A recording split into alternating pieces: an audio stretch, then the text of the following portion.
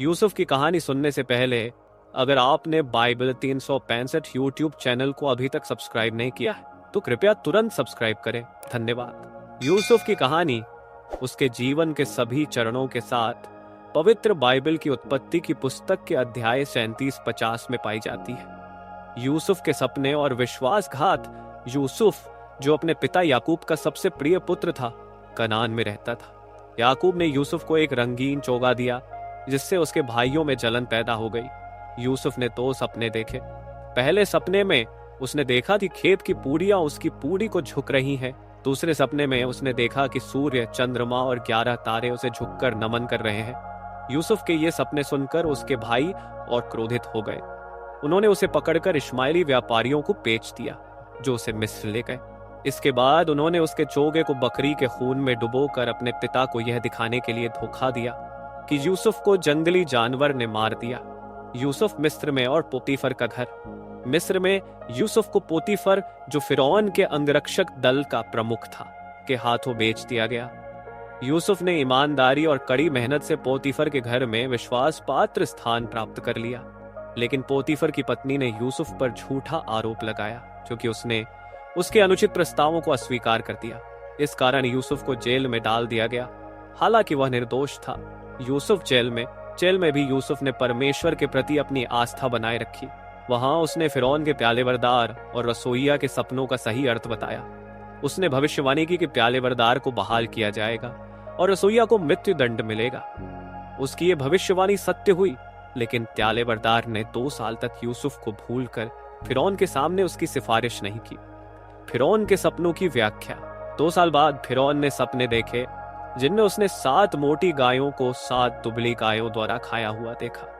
एक और सपने में 7 भरे हुए अनाज के बालों को 7 सूखे बालों द्वारा नष्ट होते हुए देखा। यूसुफ को फिरौन के पास लाया गया और उसने ईश्वर के मार्गदर्शन से इन सपनों की व्याख्या की।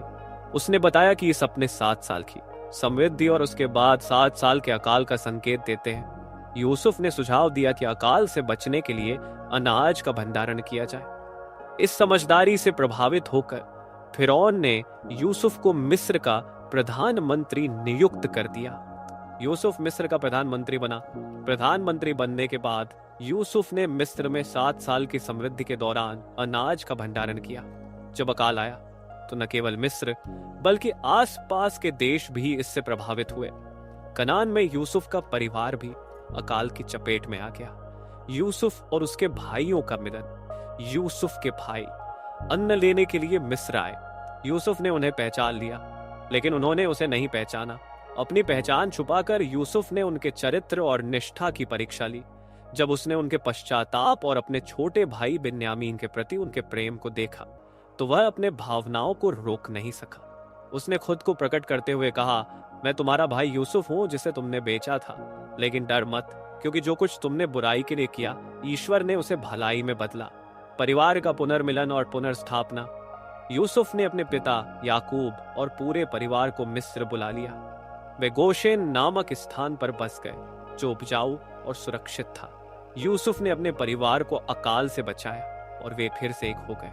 याकूब ने अपने अंतिम दिनों में यूसुफ और उसके भाइयों को आशीर्वाद दिया। यूसुफ का वृद्धावस्था में अपने परिवार को आश्वासन देना। यूसुफ अब वृद्ध हो चुके हैं। मिस्र के पारंपरिक वस्त्र पहने हुए वे अपने भाइयों और परिवार के बीच खड़े हैं। उनकी आवाज में स्नेह और विश्वास छलकता है। वे कहते हैं, डरो मत, परमेश्वर अपनी प्रतिज्ञा को पूरा करेगा। वह तुम्हें कनान ले जाएगा, जैसा उसने हमारे पूर्वजों अब्राहम, इसहाक और याकूब से वादा किया था। परिवार के सदस्य ध्यानपूर्वक सुनते हैं यूसुफ की शपथ और अंतिम यात्रा की तैयारी। यह एक गहन और भावनात्मक क्षण है। यूसुफ अपने भाइयों से आग्रह करते हैं, जब परमेश्वर तुम्हें इस देश से ले जाएगा तो मेरी हड्डियों को यहाँ से लेकर जाना। परिवार के सदस्य इस वचन को गंभीरता से लेते हैं और शपथ लेते हैं। इसके बाद मिस्र के रीति रिवाजों के अनुसार यूसुफ के शरीर को स्नेहपूर्वक संरक्षित किया जाता है। उनकी देह एक सुंदर कलात्मक ताबूत में रखी जाती है जिस पर मिस्र और हिब्रू परंपराओं का संगम दिखाई देता है। ये ताबूत मिस्र के भव्य कक्ष में रखा जाता है। कहानी से 3 शिक्षाएं। 1, संकट में विश्वास। कठिन परिस्थितियों में भी परमेश्वर के उद्देश्य पर विश्वास बनाए रखें।